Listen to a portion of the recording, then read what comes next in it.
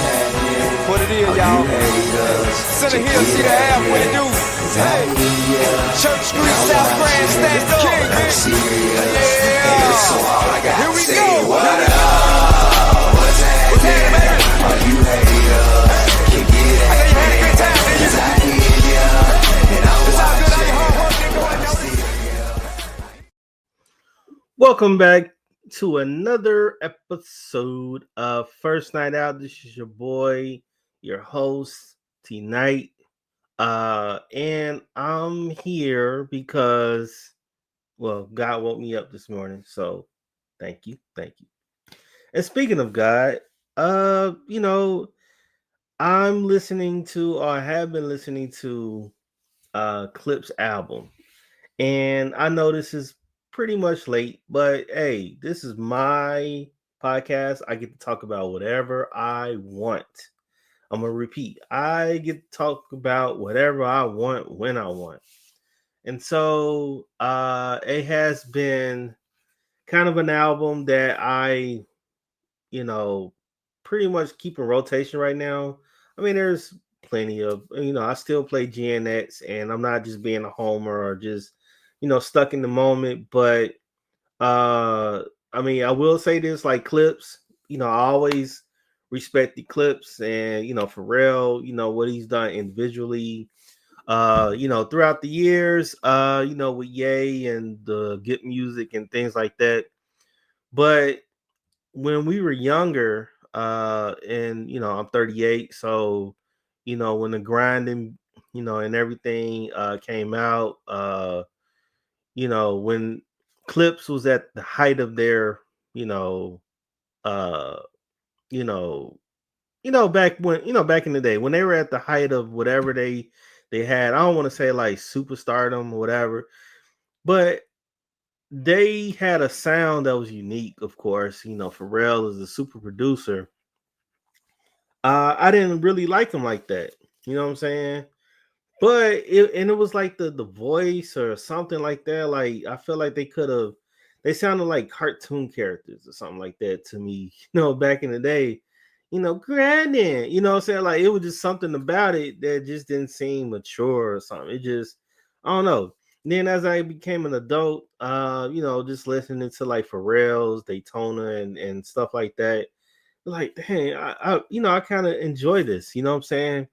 But and I knew that Malice, became No Malice, and he started being more of a conscious Christian rapper, as I call it.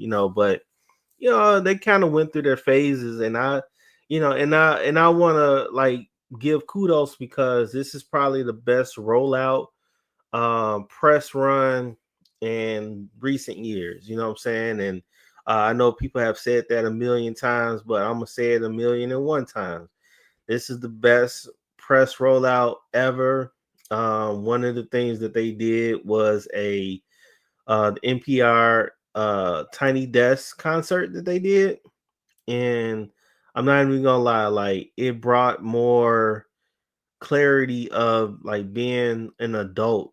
And when you be an adult and you come into yourself and you have your own voice, um, everything just sounds better. Everything sounds more crisp. Every word that you speak, your vocabulary becomes more crisper. You know what I'm saying? Even if you were before your time, but just knowing that when you say certain things, like people listen and it just sounds different, it hits different. And so I'm going to play the Tiny Desk portion of it. And so I remember the song Virginia, but it didn't sound as crisp or something. Like, I don't know, it's like the I don't know, it's just like the bass, something like it just knocks different. Hearing in 2025 with a 48-year-old Pusha T and a 53-year-old Malice, and it just sounds, I don't know, it just speaks to my musical soul when I hear it. And and I just gotta tell the world, like, hey, the Clipse album, let God sort them out, was perfect. Like, as you can see at the bottom, the phrase indicated that God would judge those who were killed and accordingly sort them into heaven or hell. Like, that in itself, and the phrase and the album title. So you already know what type of time they on. But I'm gonna play the Tiny Desk era clip, and then I pretty much going to go into like how I feel about the album, you know, um, song by song. And I think it's just a perfect, way to like uh for an hour, if you have an hour, I think it's a perfect way to like listen to it in your car and like kind of meditate. You know what I'm saying? I think, most people know that music is more of a meditation thing. You can have it playing in the background while you working, schoolwork, studying. And if you can sort it out, separate between, background music and actually listen to it, and like it can literally tell a story, as and calms you and things like that. But yeah, let me go ahead, and I don't want to waste nobody's time. People got things to do, and if you rock with me, rock with me. Like my son would say, like and subscribe my channel. Like I keep saying, I'm gonna get him to, you know to say it, and I'm gonna put it on here. But one of the things I keep telling people, I'm raw. I'm raw, and I basically, as I'm doing this, I'm doing everything on the fly. So you're getting it as if it was live or something like that. So hey, let God sort them out. You know what I'm saying? And let me play you this clip. Let me stop being an old man. Hold on. Let's do it. Yeah. Yeah, you here, right? We gonna bounce, y'all. Okay. Yeah, come on. I'm from Virginia, where ain't shit to do but cook. Pack it up, sell it triple price, fuck the books. Where we re-up, relocate, re-off them rooks. So when we pull up, it ain't shit to do but look. In my home, sweet home, I keep chrome next to my bones. Alters my walk to limping. Since I love the feel, I guess I'm passionately pimping. It is what it seems, that thing imprinting through the seam of my jeans. By all means, lost it all from lives to love. But my faith and my money helped me rise above. See, I turned to the Lord when them times got tough. Bullied through the streets, powder I pushed and shoved in that old Virginia. Out of 10 niggas, 9 a guinea. No money, all they know is gimme. Got semis waiting. Heat like Caribbean summers. I've been there. Each year, a different bitch wonder who wing she gon' fall under. Push or Mal, guns or Grimes with me, but thoughts of fucking them cross her mind. Look, Mom, that's right up my alley. I love my family. I want them all happy in Virginia. We smirked at the Simpson trial. Yeah, I guess the chase was wild, but what's the fuss about? See, plenty of my partners feeling like OJ. Beat murder like the shit is okay. That's what I do say. Talk the evil that men do. I'm lost in the men too. I miss you, shampoo. We miss you, shampoo. And your grams too. Yeah, come on. I'm from Virginia, where ain't shit to do but cook. Pack it up, sell it triple price, fuck the books. Where we re-up, relocate, re-off them rooks. So when we pull up, it ain't shit to do but look. I'm from Virginia, where ain't shit to do but cook. Pack it up, sell it triple price, fuck the books. Where we re-up, relocate, re-off them rooks. So when we pull up, it ain't shit to do but look. Seem like they all got a comment to make in regards to my paper. Now they guessing my weight. They fast to predict the outcome of my fate. Wondering about Clipse and if they got what it takes. Malice, he think he hard, tough guy to click. And Pusher, he walk around like he swear he the shit.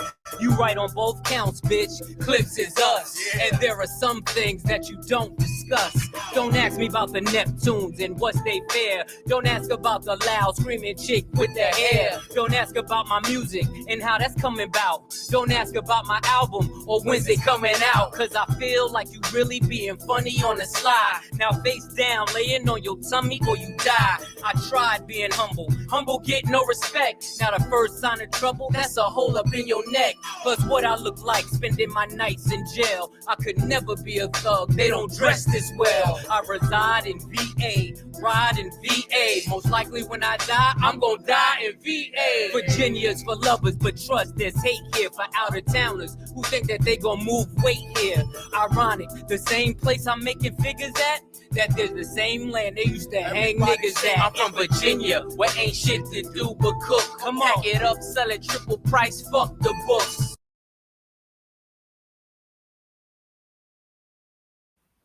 So as you can see, that was basically, my favorite clip of the Clipse Tiny Desk, and I just basically just wanted to like play that because just like I said, hearing it from 2025 perspective is one of the things that speaks to me, right? So I just wanted to play that, man. And hold on as I adjust this damn thing. I'm old. It's only me. What I'm saying? Ain't nobody controlling this. You know what I'm saying? So yeah, that was Tiny Desk, and I love that clip. You know, as you can hear, the bass is knocking, the instruments is just on point. As you know, like I said, you can hear a 48-year-old Pusha T talk about a story. And so I just basically just love that. You know what I'm saying? Malice, you know, I tried being humble. Humble gets no respect. You know what I'm saying? Like, oh, you know. But as they transition through all these interviews and these podcasts and just made their press run, I just really love the rollout. Even the interview with Pharrell, just the Jada Kiss, and just being with their peers and telling their story of how they said that they was with in Montana with Ye, and I guess working on certain projects and stuff just probably was like, hey man, Ye probably is gonna do his own thing. He in this state of mental disruption, and we still should be on point. As 40, upper 40, early 50-year-old men, like this is our perspective. You know what I'm saying? And so I think they couldn't have come out at a better time. I think it was very needed. I think the features that they had on the album was great. They didn't waste anybody's time. The Kendrick Lamar feature on Whips and Chains and Whip. Technically, they didn't even really need him. I mean, I wish that he could have been on like another song or something. But I think Chains and Whips was like, was definitely just could have just been the Clipse. I mean, as you see in the Tiny Desk, that I think they did a good job of like just playing, their two verses, and it just felt like more of a Clipse song. And then like Ye probably hopped on it later or whatever. But I feel like sonically, and these are the only critiques I have, that he could have probably been on another song. You know, and I could probably like go through it and just say, hey, you know, um, and I could tell you exactly what song he could have been on. So as I listen to it, my interpretation of the album, and it could probably resemble somebody else's who probably already did a review of the album, but I'm just gonna put it out there. So the first song is The Birds Don't Sing. The Birds Don't Sing was it was a good song that I believe, damn it. My son woke up, y'all. Let me sort him out. Oh man. And you know what? I'm gonna just keep it rolling, but I'm gonna sort him out, and then I'm gonna come back. I swear to you, I'm gonna come back. Watch, watch. Hold on. Okay, I'm back. I'm back. Recording resumed. Being a parent, man, you go through these trials and tribulations, and they're necessary. He woke up. I usually record these in the morning. My wife leaves out for work. I do what I have to do. My mental is freshest in the morning. And so I like to do these in one take. I don't like stopping. I'm pretty much the Jay Z of this thing. Like I said before, I just go. I don't prepare. I'm not finna edit nothing. I'm not finna, do all that extra stuff. To be honest, I ain't got time. I just want to get my thoughts out. Just do it. Freestyle, freelance, all the stuff that comes with, just being great at what you do and what you talk about. And so basically, my son woke up and one of his favorite meals is peanut butter and goddamn jelly sandwiches. And so one of the ways I teach him how to, learn about taxes, in a real simple matter is that I fix him two peanut butter and jelly sandwiches. I tell him there's a daddy tax. And the daddy tax is a 12.5% tax. So if there's, I like to cut them up in 8 squares or whatever, 8 little squares, and I take one. I take one little square and I eat it. Tell them, hey, this is a representation of how America is. You get, you buy an item, and there's a local tax, city tax, or sales tax, or whatever, and here in Chicago is 10.75%, and I guess 12% is a little higher. But I mean, I took it, and I'm teaching him that when you ask for something or you want something, that you have to give back or expect that you're not going to have this piece of peanut butter and jelly sandwich, and that and if you want more of this, you have to do more. And you're not gonna, sometimes you're not gonna feel the effects of the taxes, if you make more. I mean, but you make more, you take more money, more problem. But anyway, back to the Clipse album. And so as I was talking, I think I left off at, like I said, I'm not editing nothing. I'm not gonna look like it's perfect or whatever. I mean, like I said, I do this in one take. So the first song to let God sort them out is "The Birds Don't Sing" featuring John Legend and the Voices of Fire. I think that they did a very good job at the storytelling of their last conversations or the last moments with their parents before they passed, and they just basically documented I guess their thoughts. I think it was a very well written song. I believe that John Legend is, I mean, he's not my favorite R&B singer. I mean, I feel like they could have got somebody else or whatever.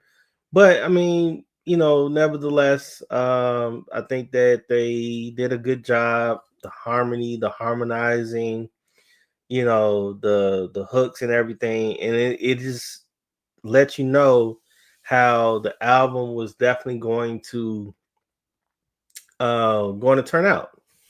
And so like now you hit everybody with the chains and whips, which was like prior to you know the album coming out, that there was some disputes with their label, and they were afraid, or I don't know if it was a ploy to make sure that this album did well, but they basically had to buy, get bought out from the record label, whatever. So I think it was planned or whatever.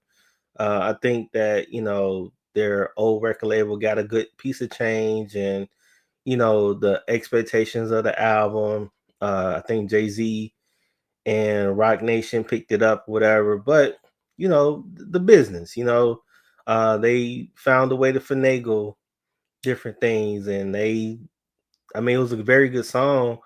And I know the perception and everything of how Kendrick and Drake and all that stuff and how it looks, but I think it was a very good song. Had little to do with Drake. Everybody kept saying like, hey, Kendrick, his only good song, the only good songs he has right now is Drake related, and it's not true. That's furthest from the truth. But now you have Push T, you got Malice, and and it was a very good uh transition between Pusha, Malice. You always gonna have Pusha first and Malice second, and then the features was, oh man, it was perfect. You know what I'm saying? So then you have POV.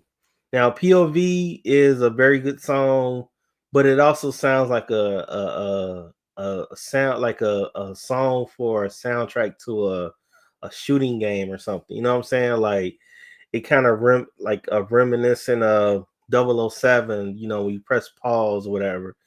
But I think it was very good. I think it could also be, you know, um, I think they just do a very good job at storytelling. And I'm a storytell fan, fanatical when it comes to the rap in general. And then no features, but you could tell there was a theme to, like, for the whole album is going to play out this way. And mind you, it was only 13 songs, 41 minutes long. When have you ever seen a 13 song album that was 41 minutes long? So it's not long. Like, on my way to work, uh it's approximately like 45 minutes. And so, or episode of a podcast or something like that. So it's very short and sweet, you know what I'm saying? So then you got the next song, So Be It, right?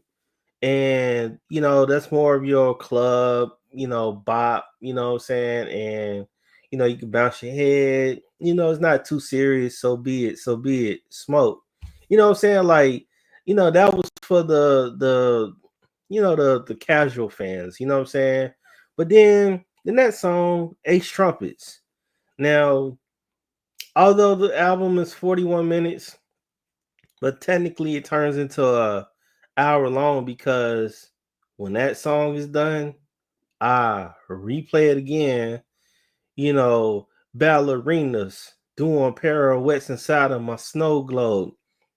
That part right there, I'll be like, damn, the symmetry, the anomaly, you know what I'm saying? Like the everything, like just making everything come to life. You know what I'm saying? Like it was just great to hear that. You know what I'm saying? Like it was so refreshing, because there aren't a lot of rappers in today's society that reach in their bag of, like, poetry, reach in their bag of imagination, and symmetry, and and just analogies, and double entendres and triple entendres and stuff like that. Is like they don't reach in that bag, and it's kind of sad that they don't do it, because I feel like we as a black people, when it comes to rap, like I feel like the reason why rap was so good and why we recognize rap is because it explores a bunch of different things, like poetry. I mean, rap, is basically rhythm and poetry. And so, yes, you have different genres within that, but I think just in general, the origins, having a dope beat, having, the poetic part of it, and telling the story, the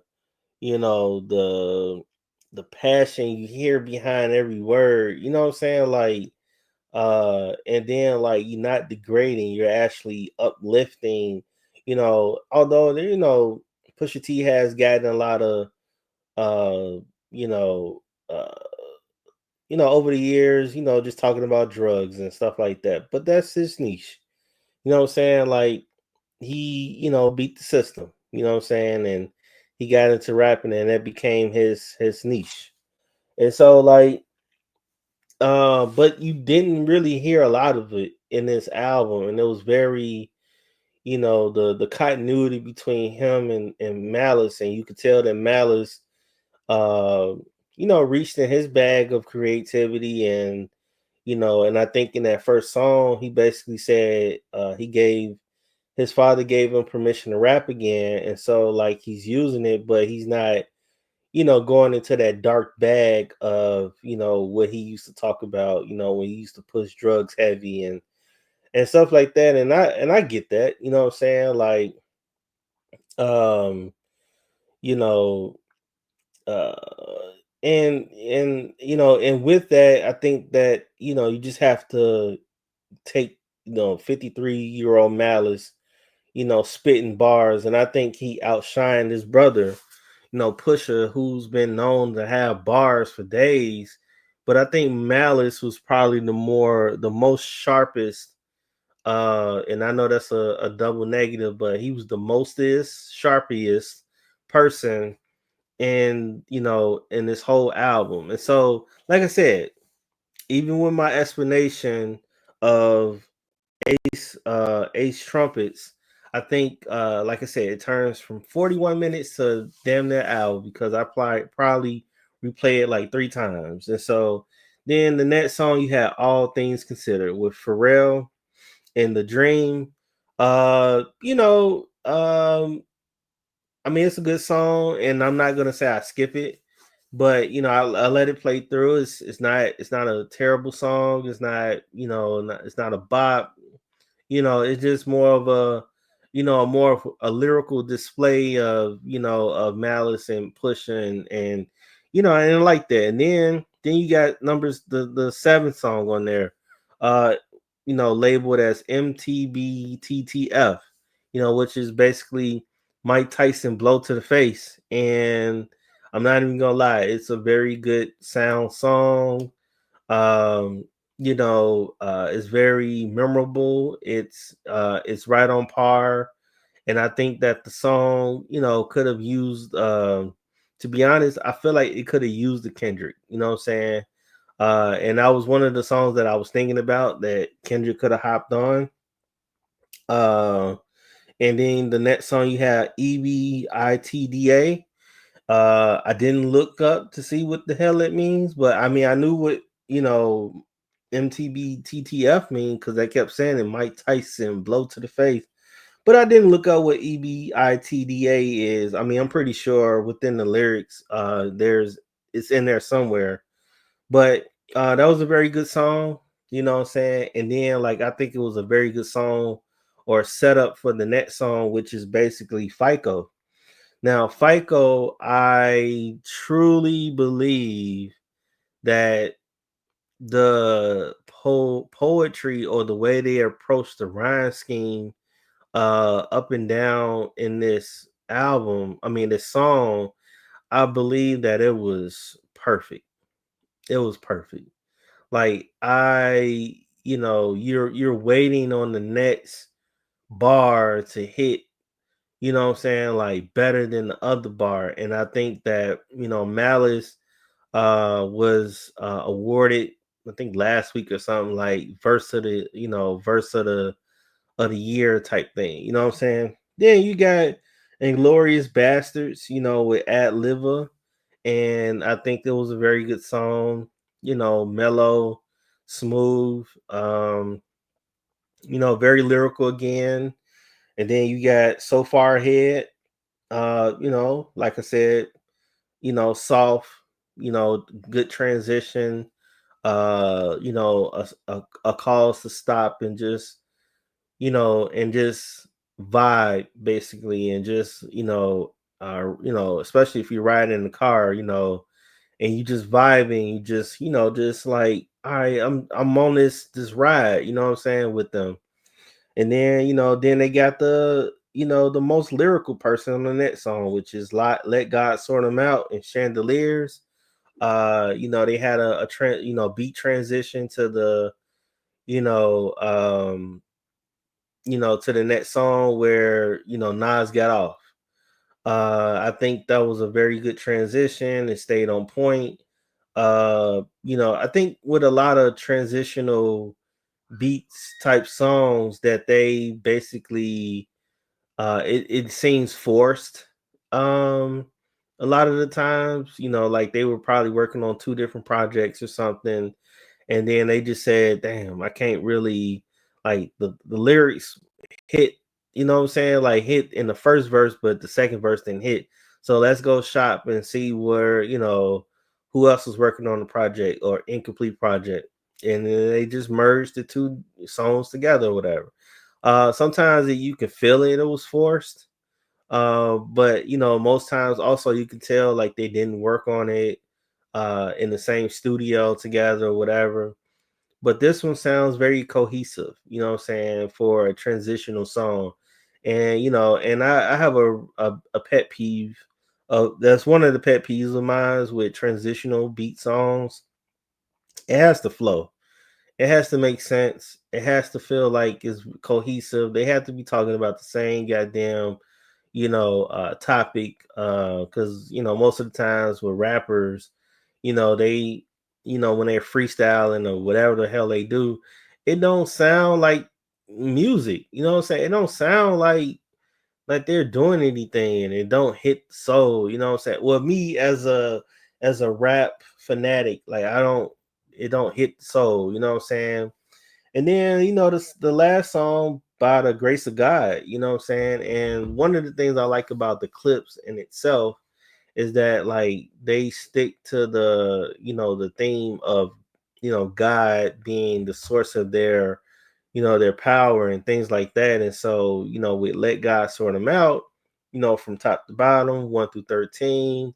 I definitely rated the album high in my initial like review on Facebook, just the one liner.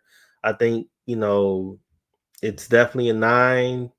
You know what I'm saying? And I think it definitely could have been even better. You know what I'm saying? Like I think they left a lot on the plate. I feel like they could continue to like come out. I know they say it took 2 years, and I'm hoping it don't take 2 years, because I mean, although we are in a time where there's no age on rap artists, right? And I think Jay-Z and Nas have proven that you can still have a lot of success, even with your name. Um, but however old you get, it don't matter as long as you putting out great, music, that it don't matter.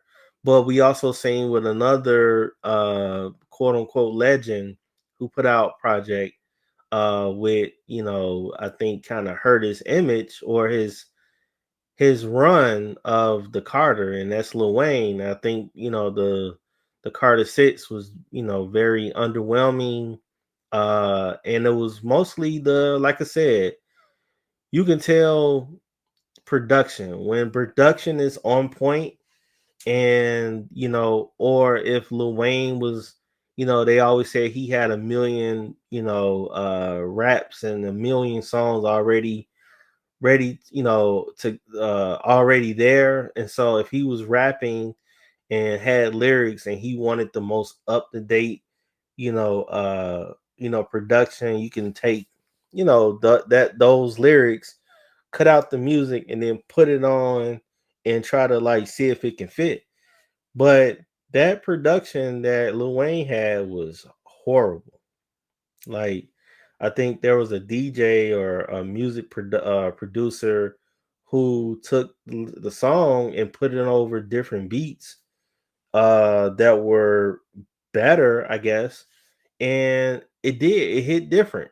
So yeah, it's about production, it's about the lyrics, it's about everything. Because Nas even had the same problem, after his Illmatic, Illmatic, Stillmatic, and all that stuff, that he had the same problem with. It was like the production, like his lyrics outshine the production, but the production was so lackluster that you kind of like, yeah, I don't, I'm kind of cool on Nas, the replay value.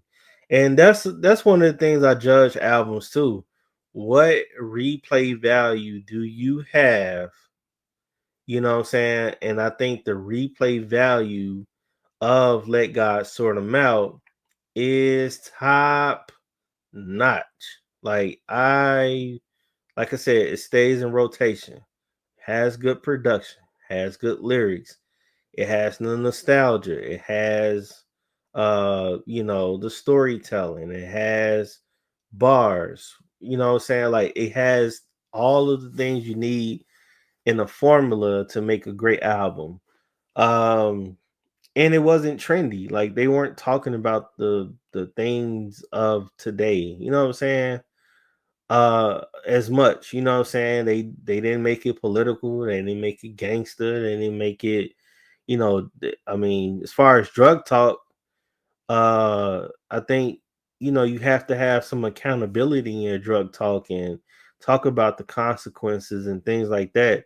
But with most rappers, when they do drug talk, when they talking about promethazine, the lean, and all this stuff, and it is more of like just ingesting, the poisons and things in your body, and you don't really give a fuck. You know what I'm saying? And so as a person like me and I'm listening to that, like I give a fuck. If I do drink, what I'm saying, when I drink alcohol, I do want to enjoy myself, but I don't want to get fucked up. I want to listen to music that's not gonna get me fucked up. I want to listen to music that's gonna keep me in the vibe while I'm drinking, so I can live to the next day and then do it again and just have fun. But when you drunk and you just out of it and like you getting fucked up and then that's all the music you listen to, like your vibration, your spirit man is gonna continue to be down.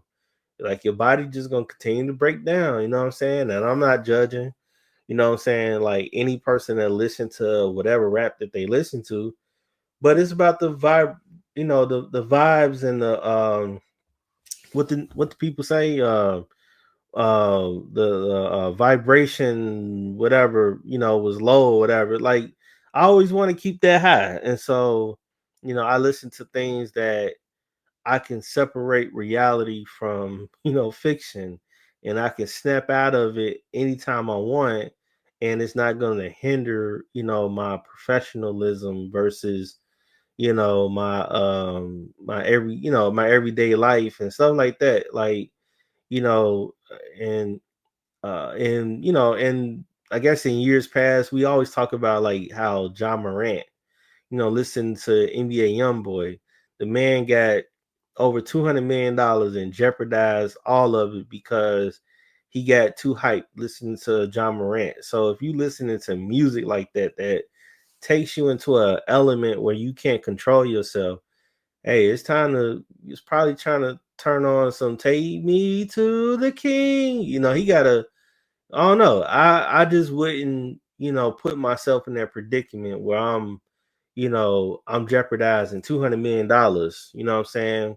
Uh, and like I said, I think the same way. Like somebody told me that you shouldn't be cussing in your podcast. First of all, I understand where that sentiment comes from, but I think when it comes to freedom of speech and not freedom, like there's no freedom of perception. You know what I'm saying? Like if people perceive you a certain way and you're got dollars attached to you, then yeah, you probably need to change your surroundings and things like that. But if I'm on a podcast and I'm talking about, whatever the fuck I want to talk about and cuss and whatever, but I'm not changing somebody's, I'm not changing my image, because I there's freedom of speech. I'm an adult.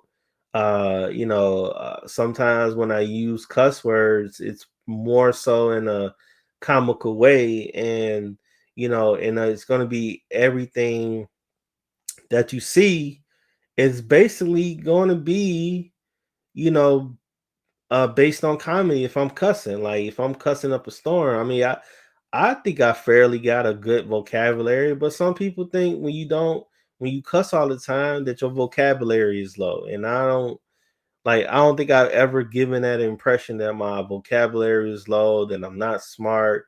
My vibe frequency is low. You know what I'm saying? Like I've never given that you know what I'm saying, that perception out there.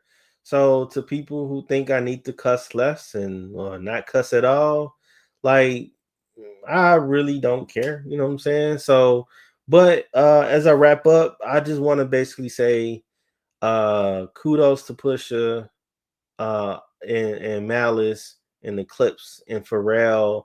I think just, giving the people what they needed is very important for from an artist standpoint and from a fan standpoint, because like they didn't disappoint.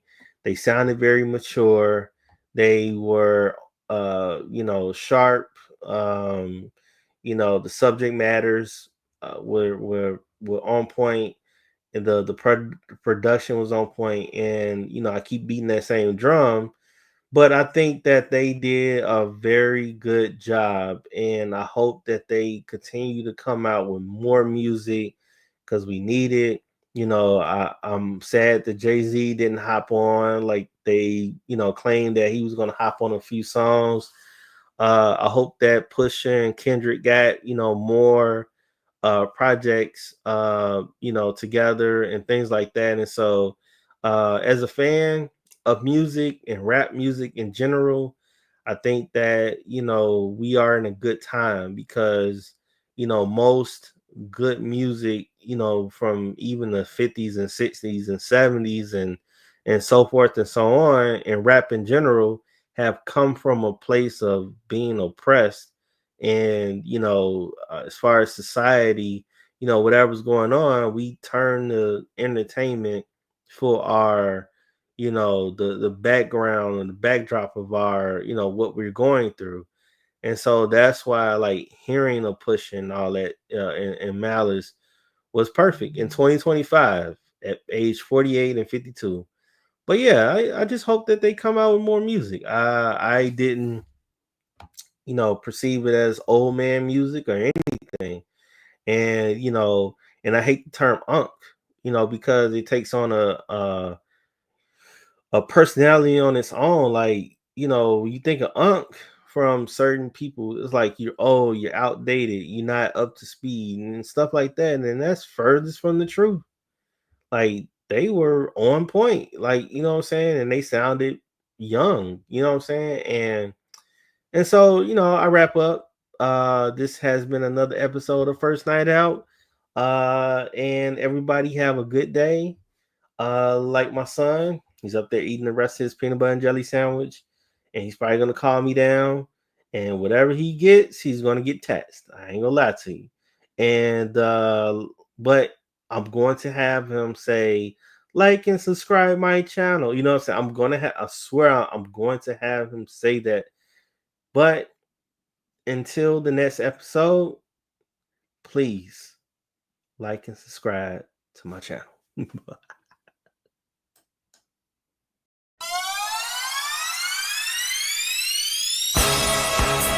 happening? What it is, y'all? Center Hill, see the halfway dude. Hey, Church Street, South Grand, stand up. King, bitch. Yeah. So all I got Here we go.